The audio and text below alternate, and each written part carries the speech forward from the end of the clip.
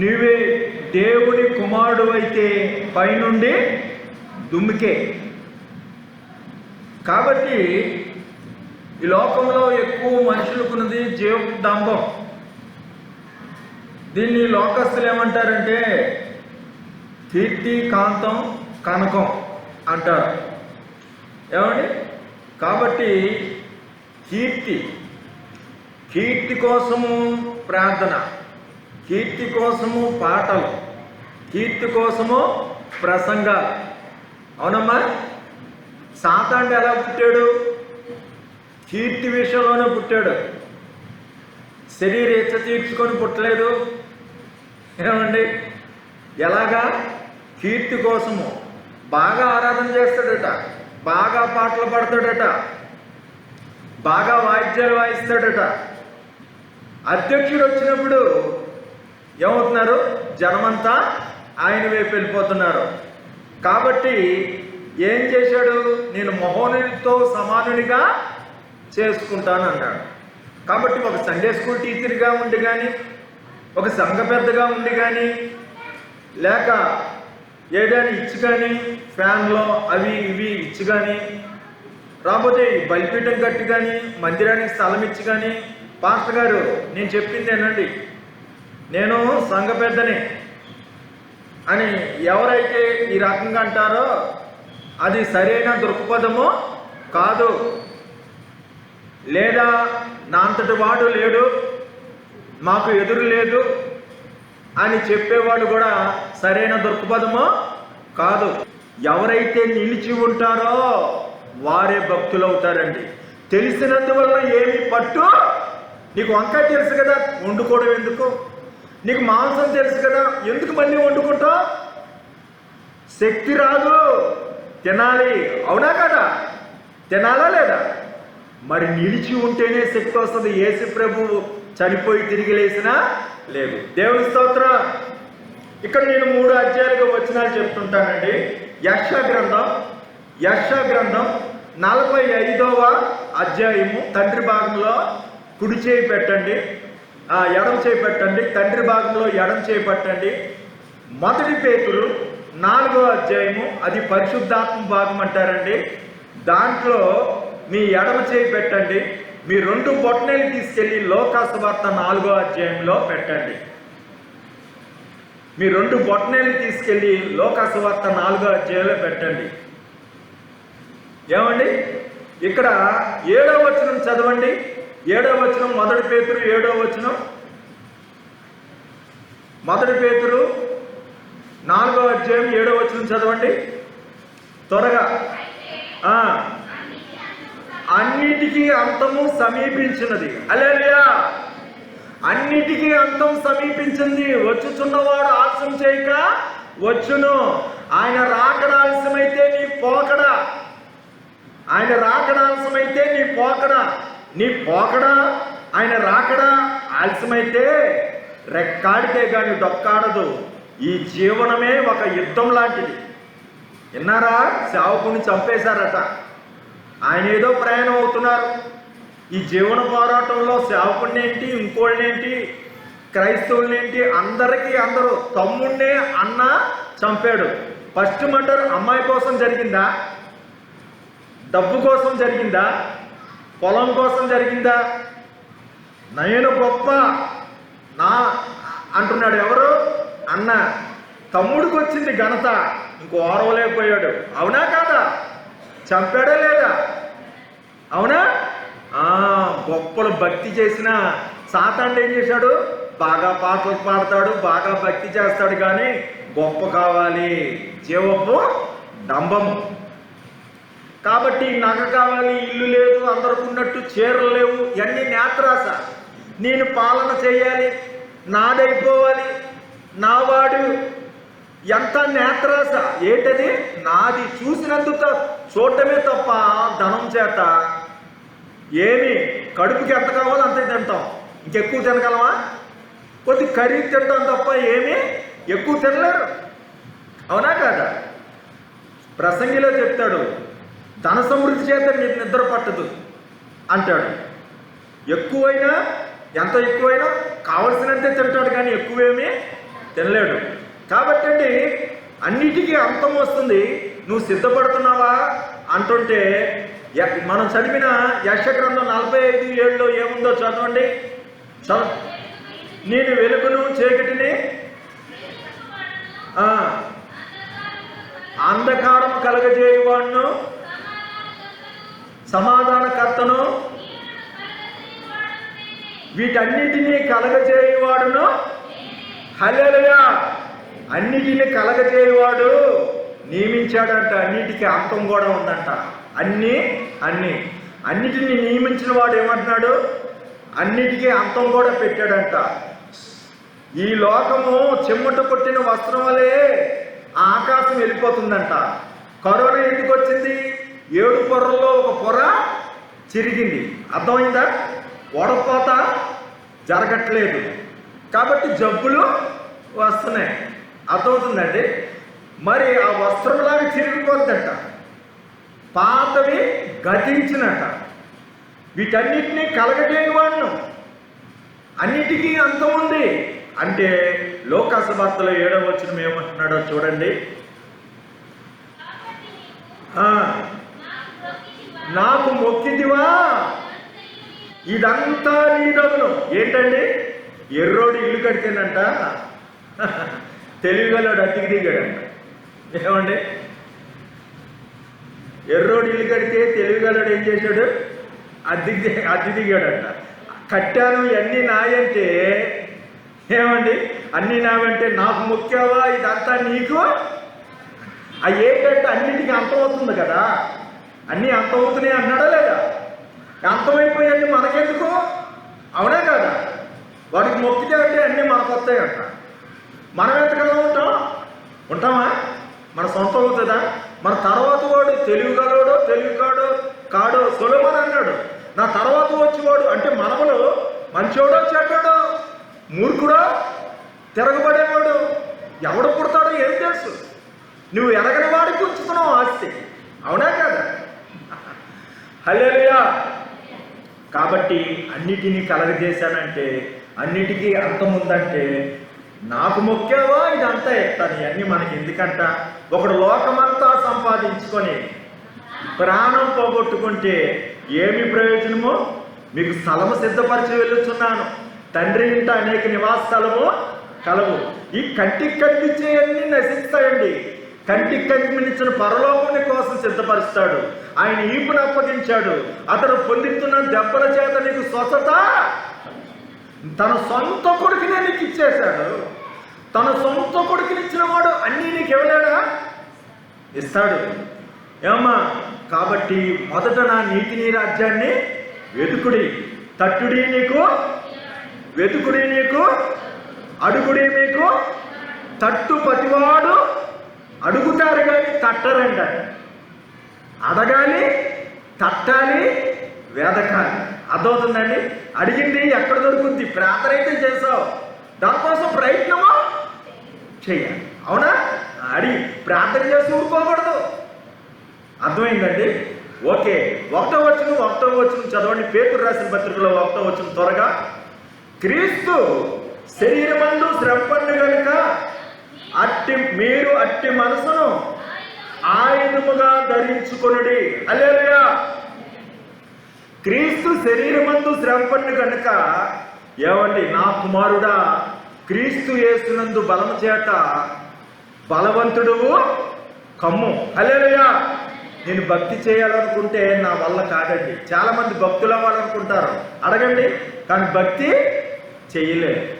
భక్తి దేనికంట బహుమానం ఇస్తాడట. భక్తిగా ఉండడం దేనికి ఇస్తాడట తెలుసా మీకు?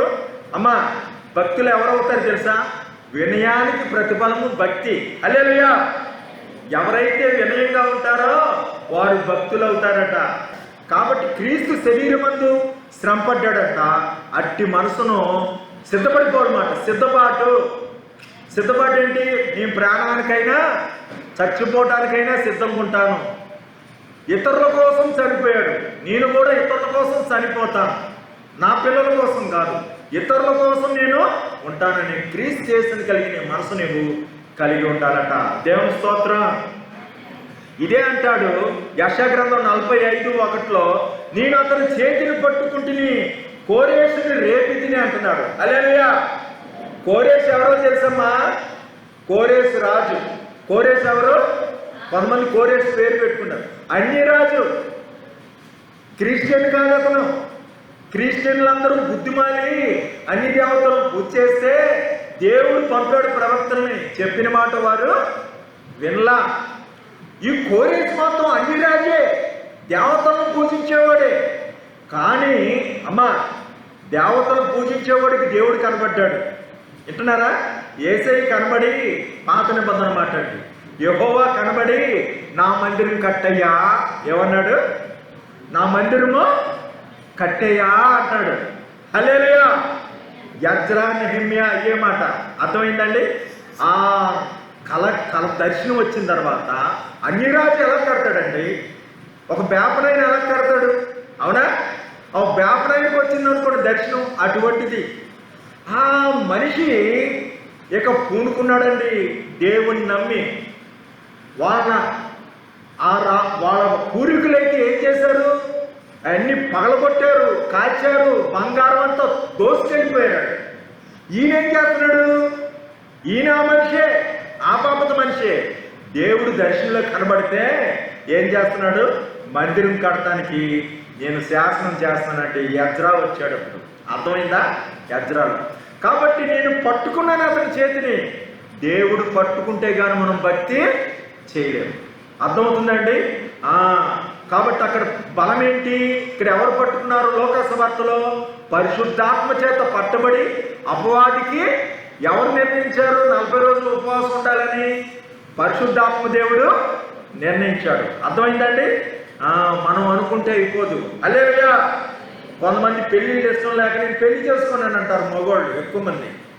నువ్వు అనుకుంటే కాదు, దేవుడి సంకల్పం అవ్వాలి. బలత్కారంగా మనం ఏది చేయకూడదు. హల్లెలూయా.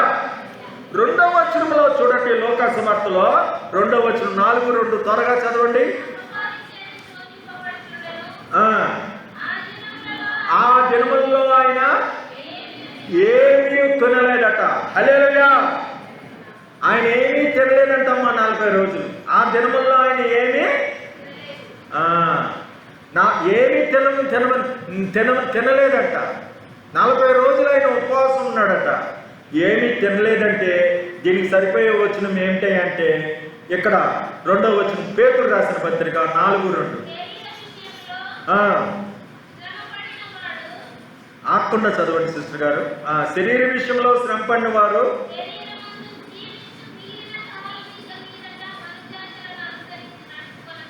మనిషాశలు బట్టి నడుచుకొనక, శరీరాశలు బట్టి మనిషాశలు బట్టి నడుచుకోకూడదట. నువ్వు 40 రోజుల ఉపవాసం అక్కర్లా. నీ అదేమన్నా చెప్పాను, నీ శరీరాశ ఏంటి, నీ మనిషాశ ఏంటి, దాన్ని మానేమని చెప్పాము. 40 రోజులు ఉపవాసం ఉండక్కర్లేదండి. కన్నీళ్ళతో ప్రార్థన చేస్తే చాలు. దేవుని స్తోత్రం. ప్రతిరోజు ఒక కన్నీరు చుక్క కొట్టండి. కన్నీరు చుక్క పడిందా లేదా అది చూసుకోండి. సవాల్. హల్లెలూయా. చాలమ్మా ఒక కన్నీటి చుక్క. ఎక్కువ వస్తే మంచిదే. ఒక్క కన్నీటి చుక్క అయినా వచ్చిందా నీళ్ళు ఆశీర్వాదం. ఎందుకు ఉపవాసం ఉండి బజార్లు తిరిగి, ఉపవాసం ఉండి సీరియల్ చూసి ఎందుకు వచ్చింది? అర్థమవుతుందా? ఒక కన్నీటి చుక్క చాలు. కాబట్టి మనుజాసలు బట్టి నడుచుకొనక అంటే ఆయన ఏమీ తినలేదు. లేదు, గత కాలంలో ఉన్నాయి. గత కాలంలో తిన్నాడు, ఇప్పుడు ఏం తినలేదు. గత కాలంలో మనుజాసలు ఉన్నాయి, ఇప్పుడు మనుజాసలు బట్టి నడుచుకోకూడదు. అక్కడ ఏం చెప్తున్నాడంటే యెషయా గ్రంథంలో, ఎత్తడి తలుపులు పగలగొడతాను, ఎత్తుకున్న వాటిని సరాలం చేస్తాను, మెట్ట ప్రాంతము సరాలము చేస్తాను, మిని గడియలు తలుపులేసి మార్గం తెరుస్తాను. అప్పుడు నీకు తట్టుడే నీకు తీయబడి, వెతుకుడే మీకు సిగ్గుమాలిన స్నేహితుడి వలె తట్టాలి. అది నగర గడియలంత గట్టి బలమైన పగలగొడతాడట. ఇక ఇంత ముందున్నాయి లేకుండా ఉండడం, మణిజాసులు లేక ఏమీ తినక, ఇంత ముందైతే తినేవాడు ఇప్పుడు తినలేదు. మణిజాసులు ఇప్పుడు ఇంత ముందున్నాయి, ఇప్పుడు లేవు. ఇంత ముందు తలిపేస్తుంది, ఇప్పుడు తలుపు తీస్తాడు. బ్రేకింగ్ 3 చోట్ల ఉన్నాయి లేకపోవడం. 3వ వచనాల్లో 3వ వచనాలు చూడండి. 3వ వచనాల్లో ఏముంది? లోకాసు వార్తలో అపవాది నీవు దేవుని కుమారుడు అయితే రొట్టెలగినట్లు రాళ్ళకు ఆజ్ఞాపించు. దేవుని స్తోత్రం. ఏమన్నాడండి? మన ఇష్టమా?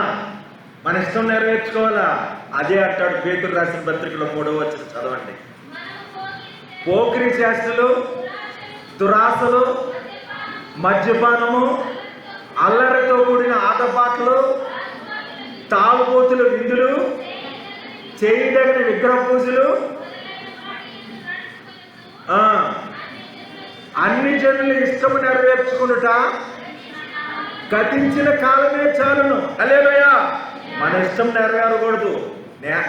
లోకము దాని ఆశలు గతించిపోవును కానీ దేవుని చిత్తం జరిగించేవాడు నిరంతరము నిలుచును. హల్లెలూయా. చిత్తం చూసుకోవద్దా? చిత్తం ఉన్నవాడు తన దేవుడు చిత్తం అడుగుతాడు ప్రతిదీ. అమ్మా మేఘం కదిలితే కదలాలి, ఆగితే డబ్బులు ఉన్నాయి మంచోడు కదా అని అప్పిచ్చావనుకో అతను మంచోడే, కానీ నీకు అంత దొరకదు. ఇక అర్థమవుతుందా? అతను ఇవ్వడానికే ప్రయత్నం చేస్తాడు, నీకు ఇవ్వడు. ఇక అర్థమవుతుందా? అడిగి ఒప్పివ్వాలి, అడిగి మొదలు పెట్టాలి. అది వ్యాపారమైనా సరే. నువ్వు ఎంత అనుభవజ్ఞుడమైనా రాత్రంతా ప్రయాసపడ్డాను కానీ ఒక్క చేపైనా దొరకదు. కాబట్టి ఆయన చెప్పినట్టు చేస్తే ఏమని? నువ్వు సమ్మతించిన మాట వినియల్లా భూమి యొక్క మంచి పదార్థాలు అనుభవిస్తావు. కాబట్టి అన్ని జనుల ఇష్టము గతించిన కాలం చాలు. దేవుని స్తోత్రం. ఇక్కడ నేను ఇస్తానంటాడు. 3వ వచనం చూడండి. యెషయాలో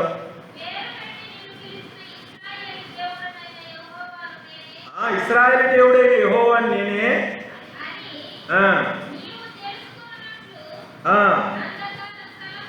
అంధకార స్థలములో నిధులు ఇస్తాను నీకు, రాష్ట్ర స్థలములోని మరుగైన ధనం ఇస్తా. హల్లెలూయా. నువ్వు రాళ్ళు రొట్టెలుగా చేసుకోవక్కర్లా, నేను ఇస్తా. ఇప్పుడు మరుగైన ధనం ఏంటి? ఈ రాయ రొట్టె అవుతుంది. అవునా కదా? నేను ఇస్తాను. నీ ఇష్టానుసారం బట్టి చేసుకోవద్దు. ఈ విందులు విలాసాలు మన ఇష్టం నెరవేర్చుకున్నట కాదు. మన ఇష్టం నెరవేర్చుకున్నట అనేది 3వ వచనం. 4వ వచనం చదవండి. లోకాసు వార్తలో 4వ వచనం. అందుకు యేసు మనుషుడు రొట్టె వలన మాత్రమే జీవించుడు. మనుషుడు రొట్టె వలనే జీవిస్తాడా? కేవలం తింటే సరిపోద్దా? 10 మాటలంటే ఇక అన్నం తినడం అని అంటారు. నువ్వు పెట్టింది చాలు, నువ్వు అన్నదే చాలు. అవునా? మనుషుడు రొట్టె వలన మాత్రమే జీవించడు, మాటల వలన కూడా జీవిస్తాడట. అది దేవుని నోటి వలన వచ్చు మాట వలన జీవించు. హల్లెలూయా. ఈ మాట గురించి అక్కడ చెప్తున్నాడు యెషయా గ్రంథంలో. ఏమంటున్నాడు చూడండి. నువ్వు ఎరక్కున్నప్పటికీ నీకు బిరుదులు ఇచ్చి తిని అన్నాడా లేదా? అన్నాడమ్మా. నీకు బిరుదిస్తే ఎంత ప్రోత్సాహం ఉంటుంది? తిన్నదానికంటే ఎంతో తిన్నంత ఉంటుంది. అవునా? శక్తి బలం. ఇక్కడేంటి 4వ వచనము? ఇక్కడ చూడండి. 1 పేతురు 4 పరిగెత్తనందుకు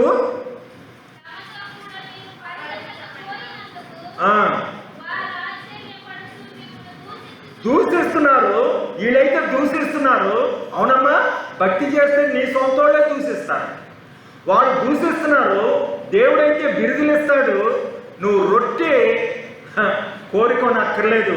మనుషులు రొట్టె వలన మాత్రమే జీవించడు, దేవుడి నోటి నుండి వచ్చి ప్రతి మాట వలన. మాటల గురించే వచ్చింది, రొట్టె ఇంపార్టెంట్ కాదు అని. హల్లెలూయా. 5వ వచనం చదవండి. 5వ వచనం లోకాసు వార్తలో. అప్పుడు అపవాది ఆయన్ని తీసుకొని పోయి, ఎవరండి? ఏవాది? అపవాది. ఏవాది? గుర్తు పెట్టుకోండి. అంటే సరైన వాదించడు, లాయరే కానీ దొంగ లాయరు మాట వాడు. అర్థమైందా? అన్ని నేరారోపణ చేస్తాడు. మైలు పట్ల ఇతనే అంటే దేవుడు అంటాడు, ఆ అగ్నిలోని తీయబడిన కొరువు వలే. అమ్మా నేనేమంటాడు? సాతాను ఏమన్నాడంటే నువ్వు చేసిన బలహీనతలన్నీ చూపెడతాడు. కానీ దేవుడు అంటాడు నువ్వు నిప్పు అంటాడు. ఏమంటాడు? ప్రేమగా లేసయ్య నిప్పు అంటే అపవాదికి ఎలా కనబడతాయి? ప్రేమ లేనివాడికి ఎలా కనబడతాయండి? ఏమండి, ఒక తెల్లకాయ తిన్నాడంట, ఒక చుక్క పెడితేనంట మొత్తము 99% 99 తెల్లగా ఉన్న ఒక్క చుక్క నలుపున్నందుకు మొత్తం తెలుపు వదిలేసి ఏం చూస్తారు? ఆ నలిపే చూస్తారు. కానీ దేవుడు ఎలా చూద్దంట? ఆ తెలిపే చూస్తాడట. హల్లెలూయా. కాబట్టి సాతానుడు అపవాదివాడు. కాబట్టి అందు గురించి 100 మార్కులు రావాల్సిన వాళ్ళకి 35 మార్కులు వస్తే గవర్నమెంట్ ఏమొచ్చింది? పాస్ అంది కదా. ఆ రీతిగానే మనకి ఇంకా 65 మార్కులు రాలా. అయినా సరే దేవుడు క్షమిస్తున్నాడు. కృప వలన రక్ష. ఇక్కడ అపవాది అంటే అక్కడ ఏమంటున్నాడు చూడండి, 5వ వచనము లోకాసు వార్తలో, ఆయన సజీవుల ఎదుట తీర్పు తీర్చుటకు ఉత్తరవాదులై ఉన్నారు. ఏ వాదులు? ఉత్తరవాదులై ఉన్నారు. హల్లెలూయా. అక్కడ అపవాది, ఇక్కడ ఉత్తరవాది. కనబడిందండి? మనిషి రొట్టు వల్ల మాత్రమే కాదు అన్నప్పుడు అక్కడ బిరుదులు, ఇక్కడ దూషణ. అక్కడ కూడా ఏమంటాడు? నేను మాత్రమే కలగజేశాను, నేనే దేవుణ్ణి అంటున్నాడు. మూలకుడు ఎవరని? 6వ వచనం చదవండి యెషయాలో.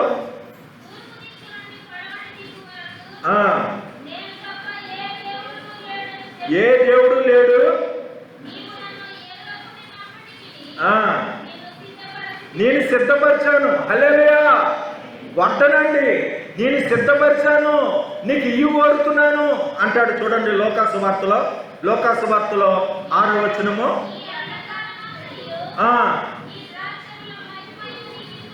నీకు ఇస్తాను. ఇక్కడ ఏమన్నాడు? దేవుడు సిద్ధపరిస్తే సాతానుడు అంటాడు నేను నీకు ఇవ్వాలి అంటున్నాడు. అలాగే మరి ఆ పేతురు రాసిన పత్రికలో 6వ వచనము, వారికి కూడా తెలియజేయబడింది. హల్లెలూయా. ఉందాది లేదో చూసుకోండి. వారికి కూడా తెలియజేయబడింది. మనకు కూడా ఈ సువార్త అందజేయబడుతుంది. పూర్వం నోవ కాలం నాడు 120 సంవత్సరాలు సువార్త చేశాడా లేదండి? మనకు కూడా ఈ వడ్డం జరుగుతుంది. మనకు కూడా ఈ పాలుంది. ఈ వాగ్దానాలు మనం నెరవేర్చుకోవచ్చు. విశ్వాస ప్రేమలతో ఈ వాగ్దానాలు ఉన్నాయి కనుక మనకు కలిగే దురాశల్ని ఈ వాగ్దానాల చేత జయించవచ్చు. హల్లెలూయా. 7వ వచనం చూసాక 8వ వచనం ఏమంటున్నాడండి? ఆ యెషయా గ్రంథము 8వ వచనం ఏమంటున్నాడు చూడండి. నీటి కురిపించినట్లు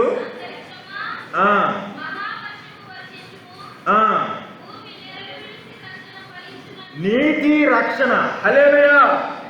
ఇక్కడ పేతురు రాసిన పత్రికలో ప్రేమ అనేక దోషముల కప్పును మీరు మిక్కడం కలిగి ప్రేమ కలిగి ఒకరినొకరు ప్రేమ కలిగి ఉండాలి. దేవుని స్తోత్రం. మా ఎలా అపరాధం చేసిన వారిని క్షమించిన ప్రకారము మా అపరాధములను మనం రుణస్థులం. మన అపరాధాలు ఎలా క్షమించాడు? ఆయన ప్రాణం ఇచ్చి క్షమించాడు. మనకు కోసం ఒక ఆయన ప్రాణం పెట్టాడు. మనం రుణపడి ఉన్నాం. మనం ఇతరుల కోసం కూడా మనం ప్రాణం పెట్ట బద్దులమై ఉన్నాం. ప్రాణం పెట్టక్కర్లేదు కానీ కనీసం క్షమించండి. కనీసం వాళ్ళకి అడ్డేయకండి. ఇతరులకు అడ్డేయకుండా వచ్చి నువ్వు ప్రార్థన చేస్తే ఆలకిస్తాడు. ఇతరులకు అడ్డు పెట్టి నువ్వు వచ్చి ప్రార్థన చేసి కలవపడుచు బుద్ధులాడుచు ఉపవాసం ఉంటే ఏం ఆలకిస్తాడు? నేను ఎందుకు ఉపవాసం ఉండగా ఎందుకు చూడవు అంటారట. కలవపడుచు బుద్ధులాడుచు ఉపవాసం ఉంటారట. నువ్వు ఆశించింది ఇతరులకు పెట్టాలట. దుర్మార్గులు కట్టిన కాడిమారు కట్లు ఇప్పి వచ్చి ప్రార్థన చేయాలట. నువ్వు ఉపవాసం ఉండి 40 రోజులు ఉపవాసం ఇతరులకు పెట్టాలి, మిగిల్చుకోవడం కాదు. నువ్వు ఆశించింది ఏది ఆశిస్తున్నావో అది ఇతరులకు పెట్టి నన్ను ఆశించు. ఇతరులకు అడ్డు పెట్టేసి నువ్వు నన్ను ఆశించావంటే నేను పిచ్చోన్నా, మోసపోకుడి దేవుడు. అది ఇతరుల ఆశలు తీరిస్తే, ఇతరుల ప్రార్థనలు, ఇతర పిల్లల కోసం ప్రార్థనలు, ఇతరులకు ఉగ్రత వస్తే, యోబు తన స్నేహితుల మీద దేవుడు ఉగ్రత వస్తే అయ్యా అయ్యా కరుణించు అంటే ఆయనకి రోగము పోయింది. హల్లెలూయా. అవునా కదా? కాబట్టి మీ ఇతరుల పిల్లల కోసం ప్రార్థన చేస్తే మీకేమవుతుంది? ఆశీర్వాదము వస్తుంది. మీకు స్వస్థతలు వస్తాయి. ఎప్పుడు మనము మనము మనము అంటే రాదమ్మా. ఎప్పుడు స్వార్థమే కోరుతుంది. ఏమేమో ఈ అమ్మాయి బుద్ధి అంతా స్వార్థం. ఈ అమ్మాయి ఇతరులకు నేను అదే అనుకుంటుంటా అండి. ఈ ఇతరులకు ఇచ్చే బుద్ధి ఏమైనా ఉందా? ఎందుకు ఇతనికి ఇవ్వడము అనుకుంటుంటాడు దేవుడు. అర్థమవుతుందా? హల్లెలూయా. కాబట్టి అండి ఇతరులను క్షమించాలి. అదే అంటాడు ఇక్కడ, నీతికి ఫలించాడంట. ఆ దేవుడైన యెహోవాను మాత్రమే మొక్కాలి. రక్షణ నీతి గురించి ఇక్కడ ఉంది. ఏంటి? ఇతరులను క్షమించడం నీతి, దేవుడికే మొక్కడం నీతి. అర్థమవుతుందండి? రక్షణలో నిలుస్తాం. అప్పుడు 8లో ఏముంది? నీతి, రక్షణ. 9లో ఏముంది చూడండి, పేతురు రాసిన పత్రికలో త్వరగా 9వ వచనం. సనగకుండా ఒకరినొకరు, ఇక్కడ సనగకుండా మర్యాద చేయాలట. మర్యాద. హల్లెలూయా. అమ్మ, మర్యాద ఎలా చేస్తున్నారో, కనీసం భర్తకి ఎలా ఉందో మర్యాద. మనం మర్యాదకుంటే దేవుడు కూడా మన ప్రార్థన ఆలకిస్తాడు. మీ నోట బూతులైనా, పోకిరి మాటలైనా, సరస్వతులైనా ఇవి మీకు తగవు. కాబట్టి సనగకుండా, కొంతమంది అత్తలకి ముసలోళ్ళకి పెడతారు కానీ చాలా సనుక్కుంటారు. చేసేదేలా చేస్తున్నాం కదా. సనుగుడు ఏమవుతుందంటే భారం ఎక్కువ పడిపోయి ఏమవుతుంది? సనుగుడు విసిగిపోతుంది. మార్గాయాసం అయిపోయేట సనుక్కున్నారట. సనిగితే ఎవరు వస్తారు? సాతానుడు వస్తాడు. వారు సనిగి 23 సనిగి సంహారుని చేత కూలారట. హల్లెలూయా. వారందరూ ఒక ద్రాక్షరసంలో తాగారు, ఒక మేఘం కింద బాప్తిసం తీసుకున్నారు, ఎర్ర సముద్రంలోకి వెళ్ళారు. అవునా కాదా? ఒకే ఆహారం తిన్నారు. రొట్టెంటి? మన్నా. అవునా? కానీ సనగడ వలన రాలిపోయారు. అనేకులు ఏమండి తిని తాగి ఆడుటకు లేశారు. నేత్రాశ, శరీరాశ, జీవటంపై ఇప్పుడు నువ్వు ఒక్కడవేనా రాజువు, పాస్టర్వే, మేము రాజు కావా, మేము కావాలని కోరహం లేచాడు. ఎవరైతే తిరగబడతారో, నువ్వేంటే చెప్తున్నావు, అందరూ సమానులే. ఆ రోజుల్లో కూడా చెప్పారు. ఎవరైతే తప్పైనా, ఉప్పైనా, పిచ్చోడైనా దావీదుని చంపడానికి బూతులాడే సౌలు ఏమండి కత్తి పట్టుకొని తిరిగి చంపడానికి నెతికి నిద్రపోతే దావీదుకు దొరికాడు. దొరికితే పక్కన వాళ్ళు అన్నారు, చంపేమంటే ఏమంటున్నాడు? యెహోవా చేత అభిషేకం పొందిన వాడిని ముట్టను. అది భక్తి. అర్థమైందమ్మా? చంపడానికి వస్తారు పాత్రలో. అట్టప్పు ఇట్టప్పు. ఏమండి ఒకటి గుర్తుపెట్టుకోండి, ఈ ట్రైనింగ్లన్నీ కాదు. దావీదుకి తొడిగారు, కవచాలు తొడిగారు, కత్తులు తొడిగారు, అన్నీ తొడిగారు. తొడిగితే ఏమన్నాడు? నాకు ఇవన్నీ వాడుక లేవు. కానీ గులకరాయి పట్టుకొని గిరగిరా తిప్పి కంపర కొట్టాడు. అర్థమైందా? విద్యలేని పామరులు ఎవరు? పేతురు. సంసోనికి ఏ యుద్ధము రాదు, గాడి దౌడెంకుతో 1000 మందిని అంతే. దేవుడు ఆత్మ కావాలి. శక్తి చేతనైనా బలమ చేతనైనా కాదు. ఏమండి? దేవుడి స్తోత్రం. కాబట్టి ఇక్కడ మనం ఏమో సనుక్కోకుండా ఆతిథ్యముడు అంటే ఇక్కడ లోకసవార్తలో 9వ వచనం, నువ్వు దేవుని కుమారుడు అయితే పైనుండి. దేవుని కుమారుడు అయితే ఏంటి అమ్మా? ఈ బిడ్డకి తల్లివైతే అంటే అవమానం కాదా? ఇప్పుడు జీవానందం గారు నన్ను నువ్వు పాస్టర్ అమ్మవైతే, నువ్వు పాస్టర్ అయితే అదేంటి? అయితే ఏంటి? అనుమానం ఏంటి? నేను పాస్టర్నే, ఆయన పాస్టరే, ఆ బిడ్డకి తల్లి. అవునా కదా? నువ్వేంటి అనుమానం? ఇది నిజమా? ఒకడు భలే ఫోన్ చేస్తారండి. అన్నీ వాళ్ళు ఇష్టం వచ్చినట్టు అనుమానం పుట్టి ముందు వాళ్ళు తర్వాత పుడతారు. నువ్వు సనగకుండా అన్నాడు. అందుకే 9వ వచనం ఇక్కడ ఏమన్నాడు? సనుగుడేంటి? ఏంటి సనుగుడు? నువ్వు దేవుని కుమారుడు అయితే. అక్కడేమంటున్నాడు? యెషయాలో 9వ వచనము, మంటి పెంకుల్లో పెంకయ్యుండి. ఇక్కడ కూడా మర్యాద లేకుండా, అది సృష్టికర్తతో వ్యతిరేకత. మట్టి పెంకుల్లో పెంకయ్యి కుమ్మరోడికి చేతులు లేవంటుందంట. దేవుని స్తోత్రం. ఏమండి? కుమ్మరోడికి చేతులు లేవంటుందంట. కాబట్టి 9వ వచనం అలా అయిందా? 10వ వచనం చూడండి, ఉపచారము చేయాలట. ఈ ఉపచారం చేయాలంటే ఇక్కడ ఏమంటున్నాడు? 9వ వచనంలో దేవదూతలకు ఆజ్ఞాపించాడట. హల్లెలూయా, హల్లెలూయా. దేవదూతలు మనకు ఉపచారం చేయడానికి ఉన్నారట. ఉపచారం అన్న చోట ఎవరున్నారండి? లోకసభలో ఏముంది? దేవదూతలు మీకు ఉన్నారు. దేవుని స్తోత్రం. ఈ ఉపచారం చోటే అంటే ఉద్ధరింపు. తల్లి 9 మాసాలు ఉపచారం చేసి నిన్ను మోసి కంటది. నువ్వేం కంటున్నావు, ఎందుకు కన్నావు అడుగుతారట. నీ ఇష్టమా? తల్లి ఇష్టమా? ఏమండి, దేవుడిచ్చాడు, ఉపచారం చేసి కంటుంది. కాబట్టి ఏమండి, దేవదూతలు దేవుడి దైవ ఏర్పాటు అది. ఉపచారం చేయాలట, సనుక్కోవద్దట. 10వ వచనం ఏమంటున్నాడండి? 10వ వచనం ఏమంటున్నాడు? 10వ వచనం కదా ఉపచారం అయింది అమ్మా. 10వ వచనం ఉపచారం అంటే అక్కడేమంటున్నాడు?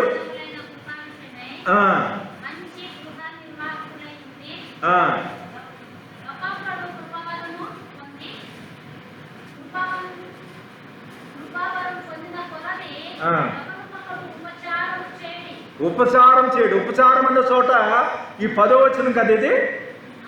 10వ వచనం 10 ఏమంటున్నాడు అక్కడ? ఉపచారం అన్న చోట లోకసువార్తలో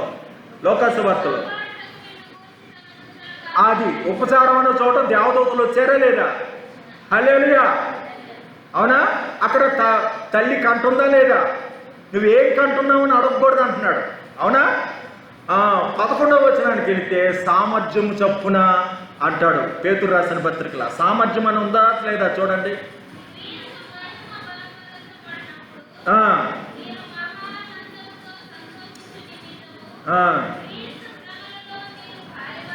అమ్మా 11వ వచనం చదువు తల్లి. దైవోక్తులు బోధించి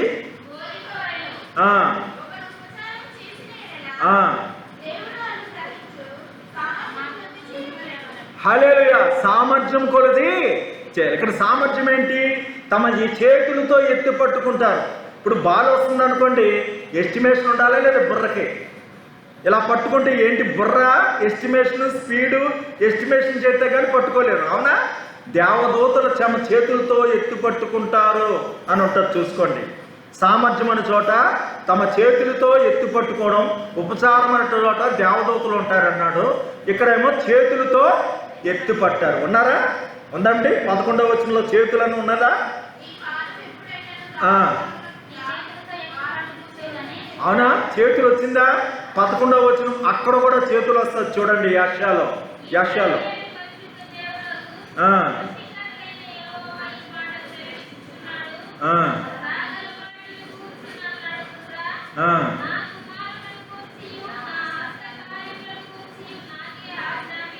హస్తకార్యాలు అన్నాడా? హస్తం అంటే హస్తం వచ్చిందా? సామర్థ్యత. నన్ను నువ్వు తక్కువ ఎస్టిమేషన్ చేస్తావు, నన్నే రాగబోయే వాటిని అడుగుతున్నావా? నా సామర్థ్యాన్ని అనుమానం. 12వ వచనం ఏంటి అంటే, ఏదో వింత సంభవించినట్టు ఆశ్చర్యపడద్దు. నీకు శ్రమ కలిగితే అగ్ని వంటి మహాశ్రమలు కలుగుతాయట. అమ్మా, ఎంత భక్తుడు అయితే అంత శ్రమలు కలుగుతాయి. బైబిల్లో ఏముందో తెలుసా? మనం ఆత్మ మత్సరపడినంతగా ఆయన అపేక్షించునా అంటున్నాడు. హల్లెలూయా. నువ్వు ఎంత భక్తి చేస్తే ఇంకా శ్రమలు వస్తాయి. మత్సరపడినంతగా అపేక్షిస్తాడట. హల్లెలూయా. ఒక విషయం చెప్పమంటారా? అబ్రామా, నీ ఒక్కగాని బిడ్డను నాకు ఇవ్వని అడిగాడా లేదా? ఎంత శోధనది? శోధనైనా లేదా? అవునా? ఎవరైనా అడుగుతారా? ఒక్కగాను ఒక కొడుకుని ఇచ్చి 10 ఏళ్ళు పెంచుకున్న తర్వాత ఎవరైనా అడుగుతారండి? ఒక్కగాను కొడుకుని నరకడానికి సిద్ధపడ్డాడు, చంపేయడానికి ఇష్టపడ్డాడా? దేవుడు ఏమన్నాడు? అబ్రహామా ఆగు అన్నాడా లేదా? సరే, మనం ఎవరండి ఈయన? యెఫ్తా తన కుమార్తె ఎదురొచ్చింది కదా. ఎవరు ఎదురొస్తారో వాళ్ళని బలిస్తానన్నాడు కదా. మరి యెఫ్తాని తన కుమార్తెని బలి ఆపు అన్నాడా? అమ్మా, నీ కుమార్తెని బలి ఆపు అన్నాడా? అనలా. ఎందుకనలా? అది ఆయన అనలా. ఇక్కడ అడిగాడు. ఎవరు అడిగారు? అబ్రాహాముని ఎవరు అడిగారు? దేవుడు అడిగాడు కాబట్టి దేవుడే ఆపాడు. అర్థమవుతుందా? అక్కడ యెఫ్తాని దేవుడు ఆపలా. నీ ఇష్టం బాబు, ఎంత భక్తి చేసుకుంటావో చేసుకో. అర్థమవుతుందా? మన ఆత్మ మత్సర పండంతగా ఆయన అపేక్షించినా ఆయన ఆపడు, నువ్వు ఎంత భక్తి చేస్తావో. కాబట్టి జ్ఞానం బట్టి భక్తి చేయాలి. నువ్వు 100 రోజులు భక్తి చేస్తే నేనేమో ఆపడు, ఒక రోజు నుండి చచ్చిపోతాం. అర్థమై కొంతమంది మూర్ఖులు ఉంటారు. తగిన విధంగా జ్ఞానంగా ఉండాలి. అతి ఉపవాసం కూడా దెయ్యాలు పడతాయి, పిచ్చి ఉపవాసాలు పిచ్చి కూడా ఉంటుంది. అర్థమవుతుందా? కొంతమంది ఎలా పాడైపోయారు. దేవుని స్తోత్రం. ఇక్కడ 12వ వచనం, నేనే ఆజ్ఞాపించితిని అంటాడు. కాబట్టి ఈ శోధనలు అయిన తర్వాత, శోధన అంటే అక్కడ కూడా ఈ శోధనలు అయిన తర్వాత దేవదూతలు వచ్చి పరిచర్య చేశారు. శోధన తర్వాత మనకు జీవకిరీటము ఉంటుంది. అమ్మా, ఓర్పుతో సహించిన వారు ధన్యులు. దేవుని స్తోత్రం. అయిపోయింది. ఒకటిలో ఏముంది? బలము. యెహోవా నీ చేయి పట్టుకున్నానంటే, ఆయుధంగా ధరించంటే ఆత్మచేత ఆయన అరణ్యంలోకి వెళ్ళాడు. ఆయన ఏమీ తినలేదు అంటే మణిజాసులు బట్టి నడుచుకొనక, అలాగే ఇత్తడి తలుపులు పగలగొట్టడం అనేది ఉంది. అలాగే 3వ వచనము, రాళ్ళు రొట్టెలుగా చేసుకుంటే మరుగైనది నేను ఇస్తాను, నీ ఇష్టం నెరవేర్చుకోవడమో కాదు. 4వ వచనం, మనుషులు రొట్టె వల్ల మాత్రమే జీవించడు అంటే విడుదల ఇస్తున్నా అన్నాడు, వాడు దూషిస్తున్నాడు. ఇక్కడ మాట వల్లనే జీవిస్తారు. అపవాది అంటే ఉత్తరవాది, అక్కడ దేవుడు. అర్థమైందండి? కర్త ఎవరు? నేను కలగజేశాను, నేను ఏర్పాటు చేశాను, సిద్ధపరిచినంటే వీరికి కూడా ఇస్తున్నాడు. నేను వీరికి ఈ కోరుతున్నాను అంటున్నాడు. ఈ కోరుతున్నాను, వీరికి కూడా తెలియజేస్తున్నాను, నేను సిద్ధపరిచాను. మూడిట్లో వడ్డన ఉంటుంది 6వ వచనాల్లో. అన్నిటికీ అంతం సమీపించినదని 7వ వచనం అంటే వీటన్నిటినీ కలగజేయవాడు నేనే అని 7వ వచనం అంటున్నాడు. నాకు మొక్కేవా ఇవన్నీ నీకు ఇస్తానంటున్నాడు 3:7లో. రక్షణ ఫలించినట్లు అంటే ఆయన దేవునికే మొక్కాలని ఆయన ఫలించాడు. నువ్వు ఫలించాలంటే ఇతరులను క్షమించాలి. ఏమండి? ఇతరుల పాపాలు నువ్వు క్షమించాలి, ప్రేమించాలి. దేవుని స్తోత్రం. ప్రాణం పెట్ట బద్దులమై ఉన్నాం మనం, రుణస్థులం. అలాగే సనగకోకుండా ఆతిథ్యం ఇవ్వడంటే నువ్వు దేవుడు కుమారుడు అయితే అంటున్నాడు. మట్టి పెంకుల్లో పెంకయుండి సృజించిన వానితో వాదించువానికి శ్రమ, సనుగుడు. 10వ వచనము, ఉపచారం చేయమంటే దేవదూతలు నీకున్నారంట, తల్లిదండ్రులు గర్భం ధరించడము. 11వ వచనం, సామర్థ్యత అంటే చేతులతో అర్థపడతారు, నాస్తకృత్యముల గురించే మీరే అడుగుతారా, రాగల వాటిని అడుగుతారా అని. ఎంత సంభవించినట్టు శోధనలు కలుగుతాయంటే ఈ శోధనలు అయిన తర్వాత దేవదూతలు పరిచర్య చేశారట. వీటన్నిటిని నేనే కలగజేశాను, ఆజ్ఞాపించాను అని ఆయనే చెప్తున్నాడు. 12వ వచనం. దేవుడికి మహిమ కలుగునుగాక.